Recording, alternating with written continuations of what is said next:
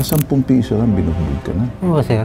10 piso lang dahilan kaya binugbog ako niya. Nung nagharap kami sa barangay, kahit ano-ano lang ang mga rason niya. Umawat yung asawang John Paul. John Paul, natalsik yung asawang John Paul. So, ibig mo sabihin itong si John Paul talagang siwala. Kung di niya naman po binastos yung kapatid ko dun sa tindahan, hindi ko naman siya masasaktan nun, sir. Anong lasing po kasi yan, sir, nung tumalon sa bakod. Nag-uusap na rin kami sa barangay niyan, sir. Okay. Ang gusto niya pong areglo, sir, 50 mil po ang hinihingi niya sa akin. Gawa-gawa lang yan na kwento yan, sir. Sinungaling ka lang John Paul yan, sir. Pakasuhan ko lang yan, sir. Ha? Pakasuhan ko. Sige, pumunta ka ng hukuman. Hindi ganun kadali ang kaso. Ang hukuman di pwedeng gawing parang palaruan. Bawat barya, mahalaga.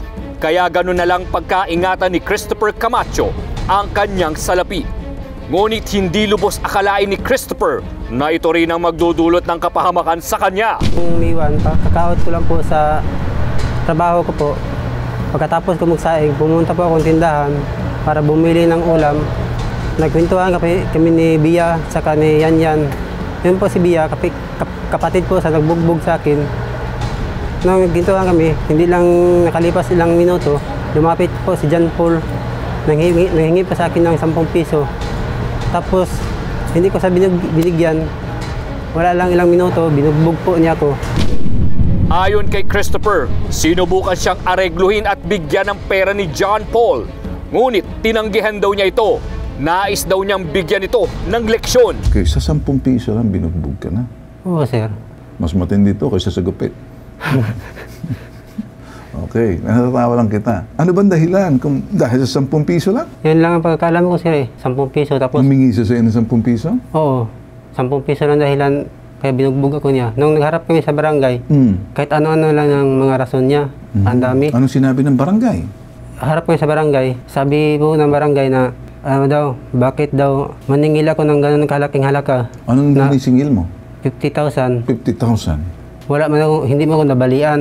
Saka hindi ko napuruhan, sabi ng barangay Lupon. Hindi ka napuruhan? Oo. Sila mga kagustuhan na gawaan ng ariglo.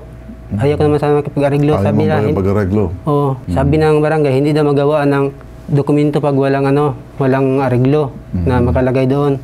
So gusto mong magdemanda? Pakasuhan ko po, sir, para madala, sir. Kasuhan padala. May testigo ka ba kung anong nangyari doon? Yung mismong kapatid niya, sir, sa kasiyan yan. So yung kapatid niya, si Bia? Si Bia, si Wala. Kapatid niya mismo? Kapatid po niya. Ano bang ginawa nung binubugbog ka? Inawat siya? Sumigaw sa, tapos pumunta sa doon sa bahay nila. Umano yung asawa ni John Paul, umawat. Natalsik yung pagganon niya. Natalsik siya. Nung natalsik na, hanggang binugbog niya pa ulit-ulit. Ikaw yung binugbog? Oo. Natalsik ka? Hindi, yung pag-awat sa asawa ni John Paul, umawat yung asawa ni John Paul. Ni John Paul, natalsik yung asawa ni John Paul. Ay, yung asawa ni John Paul ang tumalsik? Oo, yung umawat yung asawa ni John Paul. Tapos, So, ibig mo sabihin itong si John Paul talagang siwala. Matindi. marami daw record ng kwento nila. Pero di ko sigurado kasi kwento lang din narinig ko eh. Sabi-sabi nila. O, sa linya ng telepono si John Paul Siwala. Ito raw yung nagbugbog. John Paul! John, paliwanag mo sa akin kasi nandito si Christopher Camacho na binugbog mo rin ng dahil sa 10 piso. Ano ba to? Ay, sir, hindi po totoo yun, sir, kasi yan po, paano ko po hihingihan ng 10 yan, sir? Nangungutan lang po yun sa tindahan namin. Kung di niya naman po binastos yung kapatid ko dun sa tindahan, hindi ko naman siya masasaktan nun, sir. Anong lasing po kasi yan, sir, nung tumalon sa bakod. May reklamo na po sa barangay sa amin, sir, tungkol po sa pagtalon nila dyan sa bakod na yan. Anong ginawa sa bakod? Tumatalon po sila, sir. Bakit? Ano ba meron dyan sa bakod na yan? Ba't tinatalon na? Kay ano po kasi yun, sir, na mansion po sa kabilang ano po. Magkahiwalay po siya. Ah, okay. So, kapatid mo si Bia? Opo. Ilan taon si Bia? 16 po. Ano daw ang ginawa kay Bia? Hinahawakan po yung kamay niya, tapos lasing po kasi yan, sir. Tapos pag-akyat ko po, doon ko po nakita, tapos nagsumbong na rin po yung kapatid ko sa akin. Nang makita mo na parang hinahawak-hawakan? Yan po, sir. Tsaka, sir, may nangyari pa po dyan na isang beses po. Nag-aayos ako ng motor doon sa harap ng tindahan. Pinaalis niya po ako. Binangga pa nga ako niyan, sir. nag-aayos po ako ng carb ng motor ko. Tapos pinaalis niya po ako. Lasing rin po siya nun, sir. Tapos mga sumunod na araw, ganun naman po yung ginawa niya, sir. Okay. Yung sa kapatid Sabihin na ko po. lang natin, ganun na nga, hinawakan niya lang ang kapatid mo, si Bey, sa kamay. Opo. Nagalit si Bia. Opo, nagalit din po. Hindi naman po kasi kilala masyado yan, sir. Okay. Nag-uusap na rin kami sa barangay niyon, sir. Okay. Ang gusto niya pong areglo, sir, 50 mil po ang hinihingi niya sa akin. Anong sabi ng barangay? Wala naman po ako mailalabas ng ganong kalaking pera, sir. Saan po ako kukuha ng ganon? E di, sabi ko sa kanya, kasuhan na lang po ako kasi wala naman po akong pera ganong kalaki. So, pero nabugbog mo ng husto. Opo, sir. Bakit mo naman binugbog ng husto to na parang akala mo may parang snatcher sa lugar? Akala mo parang non-rape ng tao na bugbog mo. Ha? Humingi naman po ako sa kanyang pasensya, sir. Ayaw niya naman talaga kasi. Okay, sige. Okay. Ganito, Christopher. Pambihira ka naman. Sumbong mo rito 10 piso. Ba't daw siya 10 piso hingi sa'yo? Nangungutang ka lang sa tindahan nila. Si tindahan na bang pala yung inuutangan mo, tapos may 10 piso ka pa. Bakit mo hinawakan ang kamay na 16 years old na kapatid niya? Hindi tama yun. Hindi po ko hinawakan, sir. Gawa-gawa lang niya yan. Hindi ko po yun hinawakan. Gawa-gawa lang po yung kwento na yun. Paano mo nalaman? Lasing ka. Hindi po ko Kunti lasing. pa lang. Hindi po ko ginawa. Nakainom ka lang. Hindi, sir. Hindi ka nakainom. John Paul, hindi naman daw siya nakainom. Hindi naman daw siya Hindi lasing. po. Nakainom po yun, sir. Kahit patunayan po ng kapatid ko yun na nakainom po talaga yun. Yung kapatid mo ba talagang nag-aalit, nagsumbong sa iyo, nagbarangay bakit? Alam ba, pinagsabihan ba si Christopher sa barangay na ito yung nangyari? Ay, hindi po na sir, hindi po ako nag-ano ng barangay nun, sir. Siya lang po, tapos sumama po ako, sir, sa barangay. Dumating ba yung kapatid mo rin si Bia? Baka naman, Hindi po nakasama, sir, kasi isa lang yung motor na Okay, so sa palagay mo kaya, pag si Bia, harap natin, makakausap natin, baka sabihin ng iba, gawa-gawa mo lang John Paul, hindi naman kaya? Ay, hindi po, sir. Kahit po kausapin niyo po yung kapatid ko. Gawa-gawa lang yan na kwento yan, sir. Gawa-gawa. Kasi dami pa. Paano kung magsalita si Bia? Nasa kanya naman yung magsinungaling sa sir kasi kung ipagtanggol yung kapatid niyang abusado. Okay, sige. Kausapin natin si Kapitan Rufy Roy. Sumapit po kasi sa anin dito. Andiyan sa kabilang linya naman si John Paul at si Christopher. Ito ata, ano bang alam mo rito? Parang reklamo tong si Christopher na humihingi ng 50 mil dahil binugbog daw siya dahil humihingi daw ng 10 piso itong si John Paul. Ano ba talagang totoo rito?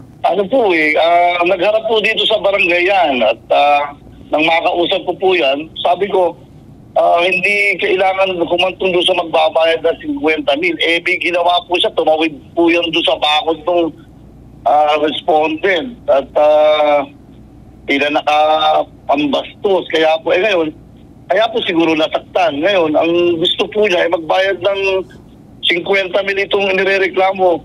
Pero then, kung makikita niyo yung lugar niya, nasa depressed area po yan. Kaya wala akong pagkukulan niya mga tao niya. Kaya sabi ko, baka pwede magkasundo na lang at ayusin na lang yan. Itong dalawa? Opo. Ayaw po pumayag nitong Christopher. At ang ini-insist nga po, yung magbayad, kahit sampunin yung tingnan anggulo, wala akong pagkukulan diyan respondent dahil napakahihirap po ng lugar nila. Okay. So anong tingin mo rito, Kap, kung susolbahin mo? Anong magdedemandahan? Sabi ko nga po doon sa nagre-reklamo, hindi naman pasabling ganyan ang mangyayari. Talagang yung usapin pambarangay. At wala ko talagang pagkukunan. Kaya pinipilit kong pagkasunduin, para kung disidido siya na makahingi ng 50 mil. Sabi ko, naku, hindi pwede. Hindi pwede. Okay. Ganito na lang. Andiyan ka pa ba, John Paul? Opo, sir. John Paul, sa susunod, huwag mong paiiralan ng init ng ulo mo. Kung sakaling lasing yung tao, huwag mong binubugbog. Naintindihan Okay mo? po. Wala kang karapatan magmambugbog ng tao, lalo na pag wala sa sarili. Hindi po pwede. Labis yung ginawa mo. Okay? So, ikaw naman, di ba kayo pwede mag-ayos? Kasi kung maghuhukuman kayo, sabi nga ni Kap, pareho naman kayo sa lugar, magkakikilala lang kayo, iwasan mo na siguro maglasing. Kaya mo yan? Hindi totoong sinabi ni John Paul, sir, nga lasing sa kayong ginastos yung kapatid niya. Hindi yun totoo. Paano ko malalaman? Ikaw nagsasabi ng totoo. Pareho kayo Ito naman umaamin ng nabugbog ka gawa nga ng may nakita siyang bagay na pumasok ka sa lugar nila. Tapos kilala ka rin naman nila. Uminit lang ulo niya dahil nakita niya na hinahawakan mong kamay ng kanyang 16 years old na kapatid. Sinungaling ka lang, John Paul, yan, sir. Kahit doon sa barangay, sir, yung unang hearing, ang daming kinikwento doon na ginagawa-gawang kwento. Sabi pa niya, Ganito na lang. Huwag na tayo matatapos nito, ha? Kaya ako nag-imbestiga at hindi ako pwedeng kumampi sa inyong dalawa. Yung barangay mismo ninyo tumingin. Kung kayo pupunta sa husgado, hindi kayo papansinin pareho. Alam kong may nagkasakitan dyan, total, magkakapitbahay naman kayo. Sana po kung kayo nanonood, may kapupulutan po kayo ng aral dito. Hindi ko trabahong pag-ayusin kayo, pakikinggan, at kung maari mag-ayos kayo, mag-ayos kayo. Pakasuhan ko lang yan, sir. Ha? Pakasuhan ko. Sinungaling ka lang, John Paul, yan, sir. Sige, pumunta ka ng hukuman, punta ka ng pulis, kunin mo yung blatter. Pagkatapos doon sa pulis, titingnan nila, ifa-file sa piskalya. Titingnan natin kung anong gagawin ng piskal o mas isyan siya ng warrant of arrest. Pero siguraduhin mo, siyempre pag nag-iimbestiga ang pulis, magkabilang panig yan. Hindi ganun kadali ang kaso. Ang hukuman di pwedeng gawing parang palaruan. Kasi matatalino mga husgado. Okay? Okay, sir. Baka kasi init lang yan dahil sa alak. Sa susunod, huwag ka na kasing uminom at huwag kang pumunta sa bakod ng iba. At kung sakaling hindi mo man ginawa, paalaala, huwag kang maghahawak ng kamay ng babaeng minor de edad. Hindi ko po hinawakan yan, sir. Gawa lang ng kwento niya, sir. Sige. Usap na lang tayo. Kasi hindi mo ako makukumbinsi na makikialam. Pinakinggan Sige, kita. Okay? Dahil Okay, sir. ako, si Ben Tulfo, at yung isa, pinakinggan ko. Alangan ba naman, ang barangay, pinakinggan ko, nag-imbestiga. Sila may kapangyarihan para mag-imbestiga rito. Nakuha mong ibig sabihin? Oh, sir. Hindi mo ako mahahatak para ipagtanggol ka. Kasi wala ako roon. Pero kahit na papano, tama ka man umali, may isang Ben Tulfong nakinig sa'yo. Hindi kita pinabayaan. Oh, sir. Pero malalaman ko sa bandang dulo, hindi rin kita papahiya at kinakausap pa rin kita na, kumbaga, magbabalanse ako. Nakuha mo ang ibig sabihin? Oo, sir. Alright? Nakuha, sir. Tagapagtanggol kami na pagsigurado kami rito. Dito sa parting to, medyo papas muna ako. Sige, sir. Hindi muna ako manghihimasok kasi hanggang sa barangay matapos kayo. Tapusin nyo, pumasok kayo sa barangay, tsaka mo pag-isipan ang pagdedemanda. Okay? Okay, sir. Okay na ba sa'yo? Okay, sir. Okay ba sa'yo? Maluwag ba sa'yo yung kalooban? Maluwag, sir. Higit sa sumbungan, imbestigahan, hinahanapan po natin ng solusyon. Kung minsan di mo masusolusyonan, kinakailangan mo pakinggan, paliwanagan na lang dahil may kinaukulan ng barangay. Nararespeto po natin ang barangay, hindi po tayo papasok, manghimasok sa mga gawain po nila. Dahil ang nag-iisang pambansang sumbungan, marunong tumimbang, makinig, at manindigan. At kung minsan nagbabalanse, may tatak po ang sumbungan na to. Hindi basta sumbungan, kami po'y pambansang sumbungan, tatak, Tulfo, serbisyo, tulong, Tulfo. Ako po si Ben Tulfo, si Bitag, si Ben Tulfo. Ito po yung hashtag, ipabitag mo.